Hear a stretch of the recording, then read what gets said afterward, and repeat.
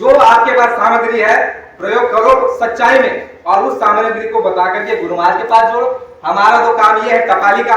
गुरु महाराज ने टपाल दिया, जाओ बच्चा प्रेमियों को बता दो। तो टपाल का क्या काम है, लो भाई ये पत्र आया है और आप पढ़ो, आप जानो। लेकिन जब पत्र वाला ये कहने लग जाए कि आप पढ़ के बताओ, यानी कि जब प्रेमी कहने लग जाए कि आप सुनाओ, तो सुनाना ठीक है, लेकिन जबरदस्ती कोई खड़ा हो जाए और हमको बताना ही है, यह भी ठीक नहीं है। टपाली को अगर कोई बताए कि आप बता दो, तो टपाली का काम क्या है, बता देना, बता करके अपने घर और दफ्तर चले जाना, बस इतना ही उसका काम है। लेकिन वो अगर गलत तरीके से अगर वो अपनी प्रेमियों को, गुरु भाइयों को, संगत को, सीता को, राम की गुरु की सीता को अगर अपनी तरफ मोड़ेगा, चाहे कोई भी हो, उसका आप जो है परिचय करो, उसको समझने का प्रयास करो और ये जानो कि ये हमारी हानि करेगा। तो मैंने ये कहा था कि ऐसा समय आएगा कि संगत में भीतर में अनेक टुकड़े और ये संगत बिखर जाएगी। और ऐसा सारा गुरु महाराज ने बहुत कुछ बता करके रखा है कि यहाँ पर कोई आया है तो ये मत समझो कि यहाँ सब कोई परमार्थी और सत्संगी है। आप प्रेमी सत्संगियों की निरपरख करते रहना, ये कहा हुआ है। आप और हम कहेंगे आंख बंद करके मान लेंगे भाई ये सच्चा है, पक्का है, बिल्कुल नहीं। आंख बंद करने की आवश्यकता नहीं, धोखा हो जाएगा। गुरु महाराज ने कहा तुमको धोखा हो जाएगा, इसलिए गुरु महाराज ने तो पहले बाहर से समझाया। बाहर से समझाने के बाद गुरु महाराज ने क्या बताया, अपने जीवन चरित्र।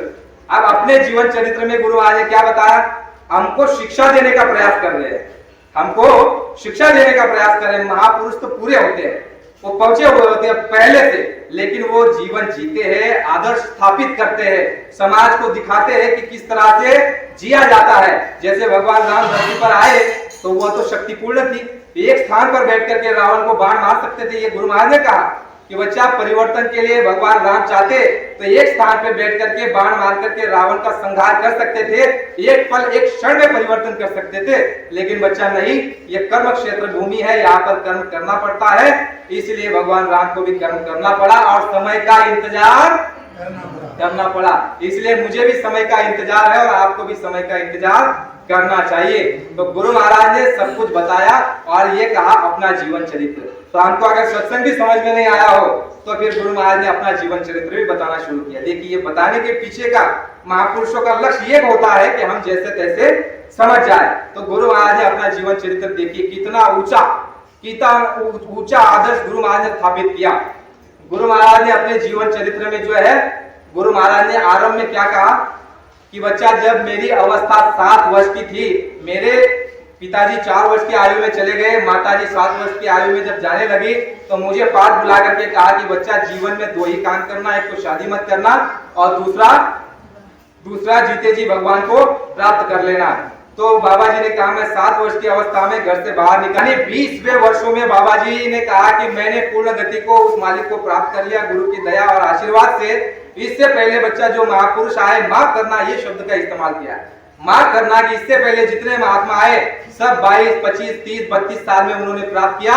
मैंने गुरु के चरणों में बैठ करके 20 वर्ष की अवस्था में प्राप्त किया।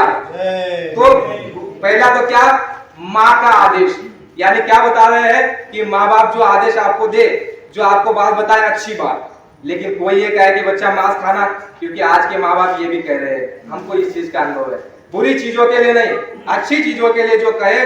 तो गुरु महाराज ने कहा उनकी बात मानो, बाबा जी ने उनकी बात को माना। गुरु के पास जाकर के इतनी गुरु महाराज ने सेवा की कि उतनी सेवा जो है कोई नहीं कर सकता, ऐसी सेवा गुरु महाराज ने की। और देखो कितना त्याग, बलिदान और तपस्या। विचार कीजिए अगर वही आदमी ने पहले पानी दे दिया होता, बाबा जी ने सत्संग में कहा था बच्चा मैं अगर किसी का 1 गिलास पानी पी लेता हूँ उसकी भी अदायगी कर देता हूँ, वो भी बाकी नहीं रखता। 1 गिलास अगर किसी का पानी पी लो तो ऐसे कुल मालिक और कुल धनी और ऐसे महापुरुष का अगर कोई पानी पिला दे तो कितना वो धन्य हो जाता है, उसका जीवन सार्थक हो जाता है। लेकिन गुरु महाराज ने देखा ऐसी घटना, तो उस समय महात्मा ये काम करते हैं। फिर उसके बाद गुरु महाराज चले गए। गुरु महाराज ने बहुत तकलीफें उठाई, कुल मिलाकर के समझने का प्रयास हमको ये करना है। और परमार्थ के लिए, सत्संग के लिए, जीव को जगाने के लिए कितने सजग। एक समय जो है गुरु महाराज के साथ एक बच्ची रहा करती थी, उस बच्ची का नाम लगभग गुड़िया था। तो वो बच्ची की शादी गुरु महाराज ने जो है वहाँ कार्यक्रम में सत्संगों में ही की और बहुत धूमधाम से की, यानी पिता होने का फर्ज निभाया। छोटी बच्ची थी, छोटेपन में ही गुरु महाराज ने आश्रम में उसको रखा था और बड़ी सेवा करती थी और प्रेमी थी। तो उसकी शादी भी वहां पर की और उसको बहुत धूमधाम से शादी करा करके विदा किया। और आश्रम वाले कहते हैं कि उससे पहले आश्रम में कभी इतना जो है गाजे बाजे नहीं हुए थे, लेकिन उस दिन गाजे बाजे के साथ शादी हुई। तो गुरु महाराज ने पिता होने का भी फर्ज निभाया और उसको जो है विदा किया था। लेकिन उससे पहले की घटना, गुरु महाराज जब कार्यक्रम के लिए रवाना हो रहे थे तो वो बच्ची जो है गुरु महाराज को जाने नहीं देती थी। कहते थे कि स्वामी जी मत जाइए, मुझे आपको छोड़ना ठीक नहीं लगता। लेकिन गुरु महाराज तो परमार्थ के लश्के इतने पक्के, गुरु महाराज ने जो है उसके गुरु महाराज की गाड़ी के सामने वो बच्ची लेट गई कि आप ऐसे नहीं मानते तो मैं गाड़ी के नीचे लेट जाओगी तो आप नहीं जाओगे। लेकिन बाबा जी इतने नाराज हुए, गाड़ी से उतरे और उसको खड़ा करके उसको बड़े डांटे, अरे बच्ची ये किस तरह की हरकत है, यानी परमार्थ के लिए, जीव कल्याण के लिए इतने सजग। और एक हमारी गुरु बहन थी, वो जो है वाराणसी की जो है जिसको कोठा कहते हैं, वहां पर वो पहले रहा करती थी, लेकिन वो भी नामदानी हो गई, गुरु महाराज के साथ में जो है जुड़ी। और गुरु महाराज उसको यशोदा मैया कह के बुलाते थे। और वह तो जो है गुरु महाराज के साथ आश्रम में, कृष्णानगर आश्रम में बहुत दिन रही, आखिरी समय में वृद्धावस्था में। तो वो गुरु महाराज को बच्चा मानती थी और गुरु महाराज उसको माता मानते थे। तो अंतिम समय में जब उनकी श्वास छूटी तो उस समय पर जो है गुरु महाराज ने उनको कंधा दिया।